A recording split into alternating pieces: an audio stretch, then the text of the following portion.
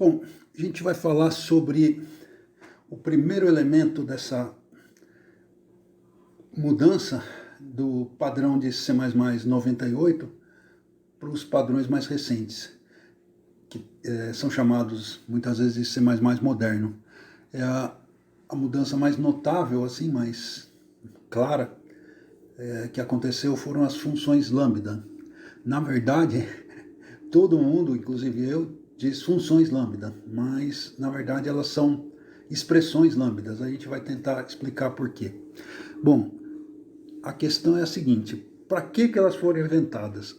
A princípio, praticamente tudo que as funções lambda fazem pode ser feito com algum recurso a mais ou a menos pelas funções normais. O pessoal do C++ já tem bastante tempo que se preocupa com otimização de código, etc. E já tem há bastante tempo funções inline. Então, não foi pela otimização do código. Tá? Tem programadores tal que pensam assim, mas não foi por isso. A razão para criar funções lambdas é a seguinte: o C++, tanto pelo lado da programação genérica, né, aquela com templates e tal, quanto pela programação funcional, frequentemente ele usa umas funçõezinhas minúsculas que só tem sentido ali num contextinho. E aí o normal seria escrever uma função, aí o programador está lendo o código, vê aquela função, ele tem que procurar onde é que ela está, e aí desvia o olhar, etc., volta. Como isso começou a acontecer muito, começou a ser interessante poder definir funções ali muito localmente, né? Então, esse é o papel das expressões lambda. Ok. Então vamos começar, como vai ser típico dessa série. Em vez de discutir a teoria, etc., a gente vai pegar exemplos mínimos, já exemplos de programa, tá? E já vamos apontar as coisas neles. Não vai ter muita mágica, tal, expressões bonitinhas, mas vai ter o código lá, tá? Tinha um teórico da orientação a objeto que falava a documentação é o código. Eu penso mais ou menos assim, mas isso é uma outra história. Bom, então aqui está o primeiro programa que teria a função lambda mínima, a menor função lambda possível. Não é o menor programa, porque tem o IOStream, mas essa IOStream aparece praticamente de modo automático nos códigos C++. É difícil um código que não precise dessa IOStream. Eu imagino que os editores de programas, quando vê a extensão C++, já colocam logo o IOStream, que eles sabem que vai ser usada. Brincadeira, mas é quase isso. Bom, então aqui está a função lambda, sem muita coisa bonitinha. Ela tem 3 elementos. O primeiro é chamado captura, lista de captura. Aí onde eu trago para dentro da expressão lambda variáveis fora do escopo dela. Tá? O jeito normal de fazer isso numa função C++ normal, um método, seria ou ter essa variável como global, ou então passar como, enfim, parte do objeto, né? Membro do objeto. E na função lambda tem esse recurso. A gente vai explorar bastante, tem bastante coisa interessante que dá para fazer com ela, mas também bastante coisa perigosa. Mas aí fica para uma outra conversa. Aqui está uma coisa bem conhecida, que são os parâmetros, tá? Naturalmente aí não está sendo passado nenhum parâmetro. E aqui, por último, mas não menos importante, está o corpo da função lambda. Aliás, eu vou confundir várias e várias vezes, mas com certeza a expressão. Bom, por que eu digo que é a expressão? Claro, não sou só eu. Uma função normal não precisa de ponto e vírgula, né? Então isso aqui é uma expressão, tá? Esse é o ponto e vírgula que mata a cobra, vamos dizer assim.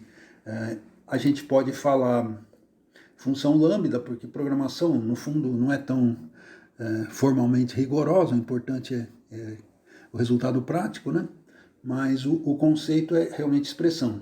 Outro nome que é dado para as expressões lambda, além do nome errado, funções lambda, é funções anônimas.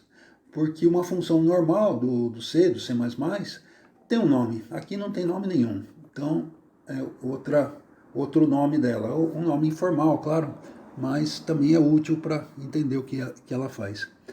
Bom, então, deixa eu mostrar o ambiente onde a gente vai estar compilando.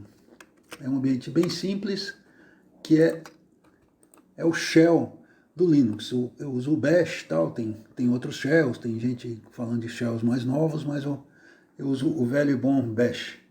Então, eu também vou usar o compilador G++. Aqui eu estou dizendo para ele que eu vou usar o padrão C++11. Por quê? Bom, as funções lambda, as expressões lambda foram criadas, introduzidas no padrão 11. Depois foram colocadas coisas novas, mas a gente vai estar usando aqui, a princípio, o padrão 11. Então eu estou falando para ele, não coloque nada que não seja do padrão 11. Então se eu importar alguma coisa de outro padrão, ele vai reclamar. Bom, aqui não está, mas eu já vou colocar dois warnings que eu sempre uso, que são muito úteis, "-w" e "-wall", tá? Os dois basicamente habilitam todo tipo de warning que o G++ consegue ter, né? A ideia minha é a seguinte, é melhor antes do código meu ter um bug, é melhor que o compilador me avise. Então eu deixo habilitados todos os tipos de warning, não sou só eu, várias outras pessoas fazem, claro, porque tanto um warning pode ser uma coisa pedante, pedantismo do compilador, quanto pode ser justamente aquela coisinha que eu fiz de modo descuidado que vai introduzir um bug. Então se eu deixar todos os warnings habilitados e claro, desligar, tirar a razão do warning aparecer no código, quando aparecer um warning de verdade, vai ser um só, bem localizado, eu vou poder ler e prestar bastante atenção nele. Tá? Então, como eu falei, eu deixo todos habilitados para o compilador me ajudar, fazer uma espécie de análise estática antes de executar o código, e eu vou tirando os warnings, tirando a razão para os warnings saírem. Tá? Essa é uma técnica de programação. Bom, aqui está "-o". "-o" quer dizer o output. Eu estou jogando esse código, por razões de controle de versão, num diretório à parte que eu não jogo como se diz? No repositório, né? Não tem sentido. Eu compilo aqui nessa máquina, outra pessoa compila em outra máquina, não tem sentido eu exportar os executáveis. E aqui está o fonte, tá? Então vamos rodar, ver se de repente aquele fonte já tem algum erro. Não tem? Então agora vamos executar. Bom, o que será que vai acontecer, né?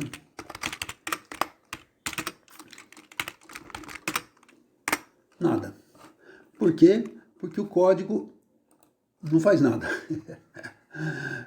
Mas era importante compilar tal para ver se estava tudo certo. E até executar, porque poderia ter alguma função não referenciada, alguma coisa estranha lá. Mas tudo bem, então deu tudo certo. Então agora vamos partir para um Hello World, ok? Então está aqui uma função, uma expressão lambda com um Hello World, usando naturalmente o namespace, né, o espaço de nomes padrão, std. Tá? Aí eu estou mandando na saída padrão e colocando um fecha linha e um flush, uma descarga no... Então é isso aqui. Então esse é o T-Lambda 6, vamos lá para compilá-lo. Então de novo eu vou compilar daquele jeito, com o padrão 11, com todos os warnings habilitados e jogando o executável no diretório bin. Tá bem braçal, poderia ter um makefile, mas vamos fazer do jeito mais simples, que não pressupõe código nenhum, ferramenta de código nenhum, etc. Todo mundo vai poder fazer parecido. Beleza, compilou, graças a Deus não deu erro, sempre um frio na barriga, mas tudo bem, vamos lá. 6. Vixe, também não imprimiu. O que aconteceu? Então vamos olhar o código.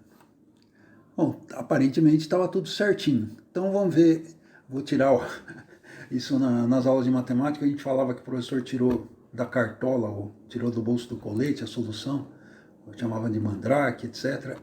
Mais ou menos isso. Então aqui está uma chamada que eu sei que vai executar esse código. Então a gente vai ver se executa mesmo e depois vamos voltar para ele para ver se, enfim, tá, por que executou. Então vamos lá, ele é o 7, né?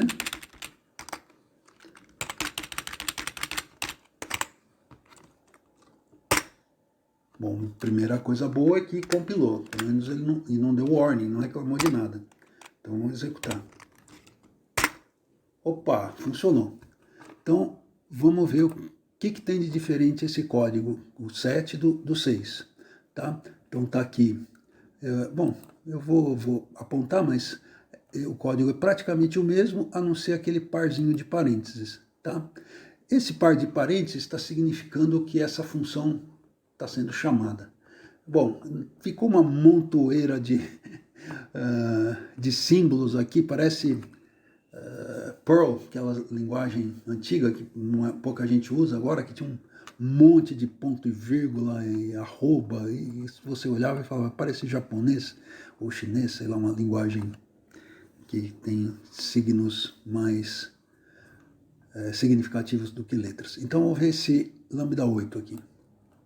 Bom, então o que eu estou fazendo no lambda 8? Ele tem a princípio a mesma funcionalidade do lambda 7, só que colocada de um jeito mais legível, tá? Então, em primeiro lugar, o que tem aqui? Bom, aqui tem um grande cara do C++. A tendência de C++, você vai trabalhando com classe, com não sei o que, com template, e em algum momento fica complexo, às vezes difícil de saber que tipo que eu tenho lá, qual as declarações que eu preciso fazer. Então esse auto é um cara que ele olha o contexto e deduz o tipo que está sendo criado. Então aqui eu não queria discutir nesse momento o tipo dessa variável func, mas eu queria usar uma variável func. Então está aqui o auto, ficou a função do compilador deduzir o tipo a partir da expressão que está aqui à esquerda, do igual, que é justamente a expressão lambda. Tá? Então, e aqui, finalmente, eu chamei a função. Então, vamos ver se isso funciona. A teoria parece bonita, mas vamos ver se na prática funciona. Então, 18, opa, e 8. Compilou. Beleza, funcionou. Bom, é uma pequena vitória, mas a gente precisa comemorar. Então, o que está acontecendo aqui? Esse cara, em termos de C, que é uma linguagem mais simples, né? Ele seria uma espécie de apontador de função. E aqui eu estou chamando a função. Então, qual que é o resultado da expressão lambda? Ela é um conteúdo, ou em termos mais formais, um endereço de função. E para eu executá-la, eu preciso de um cara desses, de um apontador de função. Tá? E é o que vai acontecer quando eu passar, o uso típico das funções lambda, é eu passar essa funçãozinha, muitas vezes sem esse alto func, não sei o quê, como parâmetro de uma função maior. E lá dentro dessa função maior vai ter algum lugar que a expressão lambda é chamada dessa maneira aqui. Tá? Então, é assim que não deixa de ser uma coisa mais teórica que a gente fez, mas no fundo se aproxima da prática. Bom, é isso por enquanto. Muito obrigado. Até o próximo vídeo dessa série, que a gente vai entrar em mais detalhes das funções lambda. O objetivo da gente vai ser não só explicar os recursos, mas também apontar os perigos, né? O que a gente pode fazer que vai tinha um teórico que eu gostava muito, que era ainda existe, claro, mas ele mudou de área, que ele tinha um termo que era, um livro que era muita corda para você dar um tiro no próprio pé, uma coisa, ele não, certamente ele é americano, certamente não conhece o Vicente Mateus, que fazia essas misturada de ditados populares, né, que o C++ oferece corda suficiente para a gente se enforcar e bala para a gente dar tiro no próprio pé. Então tem que, muita coisa a gente precisa usar com cuidado, é poderoso tal, mas precisa ter algum cuidado. Bom, muito obrigado e até